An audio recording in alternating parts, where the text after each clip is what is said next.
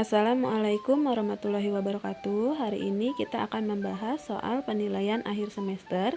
Silakan kalian simak dan tulis jawaban benar di buku latihan kalian. Kita mulai dengan soal pilihan ganda. Soal pertama, di dalam penis terdapat saluran yang disebut uretra. Saluran ini berfungsi untuk, jadi ditanya adalah fungsi dari uretra. Jawabannya adalah D. Jadi uretra berfungsi sebagai saluran sperma dan urin. Soal kedua, uterus adalah bagian alat kelamin wanita yang berfungsi sebagai tempat. Nah, uterus itu adalah rahim. Jadi, dia fungsinya sebagai tempat A. Perkembangan embrio.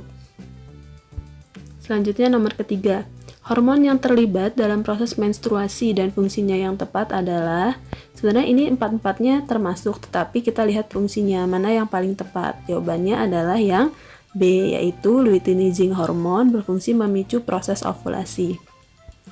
Nomor keempat, lapisan dinding kandungan disebut dengan, sudah jelas ya, jawabannya adalah B, endometrium.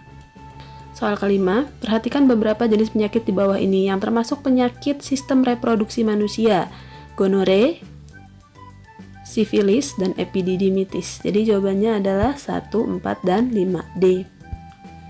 Nomor keenam, untuk menghasilkan anakan sapi dengan kualitas daging yang baik dan berjumlah banyak, diambil sel-sel sperma dari sapi Brahma dari India untuk diinseminasikan pada sapi betina lokal. Ini merupakan contoh dari inseminasi, itu sama saja dengan kawin suntik. Jadi jawabannya adalah yang D. Oh maaf, ini salah ketik ya. Jawabannya D. Selanjutnya nomor 7.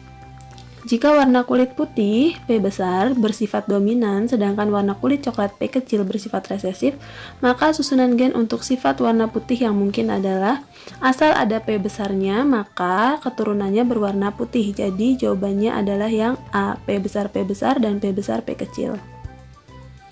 Selanjutnya nomor 8. Tanaman tomat merah bulat M besar B besar disilangkan dengan tomat kuning gepeng M kecil B kecil seperti bagan berikut.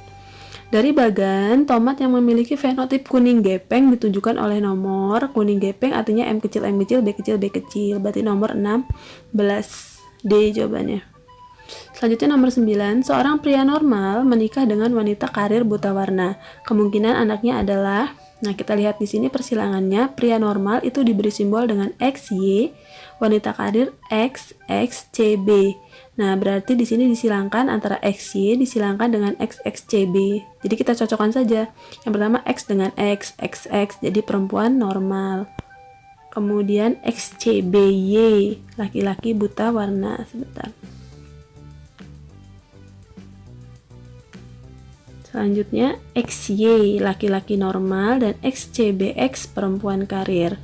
Jadi kemungkinan jawabannya adalah yang C, iya. Jadi laki-laki buta warna dan perempuan karir. Kalau yang D yang salah adalah perempuan buta warna, karena tidak dihasilkan keturunan perempuan buta warna.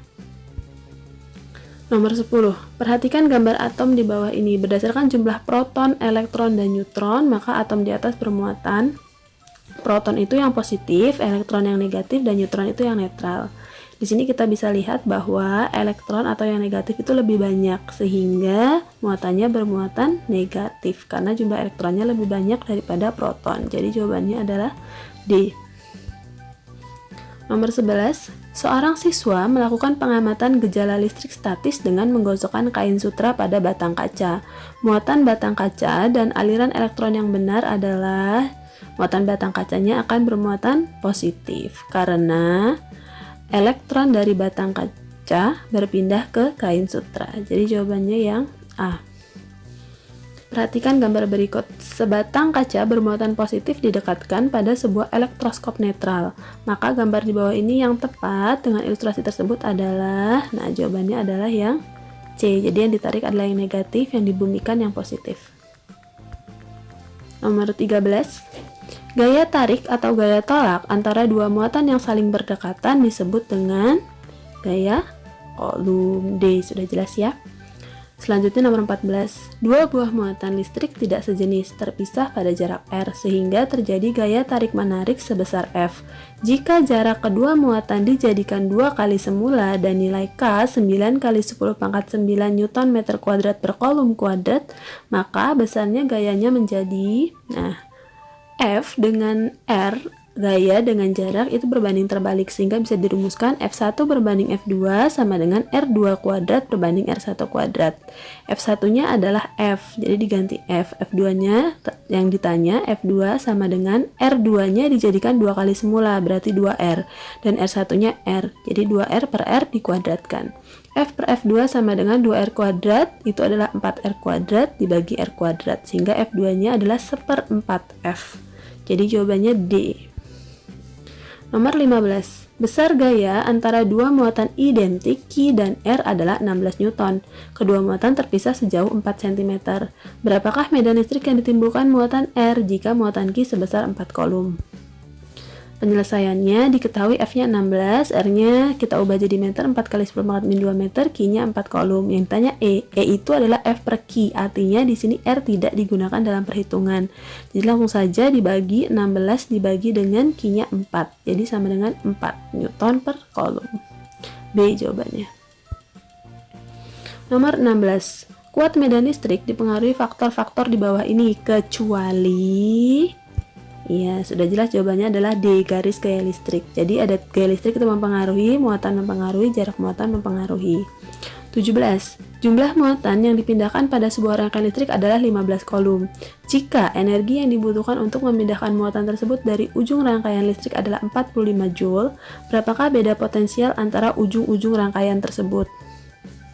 Nah, penyelesaiannya diketahui Q-nya muatannya 15 kolom.